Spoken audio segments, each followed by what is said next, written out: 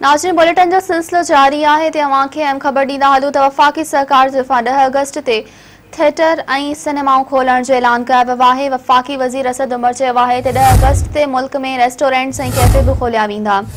इन सिलसिले में 2 ॾींहं अंदरि SOPs तयार कयूं वेंदियूं। वफ़ाक़ी सरकार सुभाणे खां सियाहती मर्कज़ बि खोलण जो ऐलान करे छॾियो आहे। क़ौमी राब्ता कमेटी जे इजलास खां पोइ प्रेस कॉन्फ्रेंस कंदे वफ़ाक़ी वज़ीर असद उमर चयो त 7 सेप्टेम्बर ते स्कूल खोलण लाइ जाइज़ो वरितो वेंदो ऐं 15 सेप्टेम्बर ते मुल्क जा समूरा तालीमी इदारा खोलिया वेंदा, जॾहिं त तमाशाइनि खां सवाइ रांदियुनि जी बि इजाज़त आहे। नाज़रीन हिकु भेरो ॿीहर अवां सां ख़बर शेयर पिया कयूं त वफ़ाक़ी सरकार तरफ़ां 10 अगस्त ते थिएटर ऐं सिनेमाऊं खोलण जो ऐलान कयो वियो आहे। वफ़ाक़ी वज़ीर असद उमर चयो आहे त 10 अगस्त ते मुल्क में रेस्टोरेंट्स ऐं कैफ़े बि खोलिया वेंदा। इन सिलसिले में 2 ॾींहं अंदरि SOPs तयार कयूं वेंदियूं। वफ़ाक़ी सरकार सुभाणे खां सियाहती मर्कज़ बि खोलण जो ऐलान करे छॾियो आहे।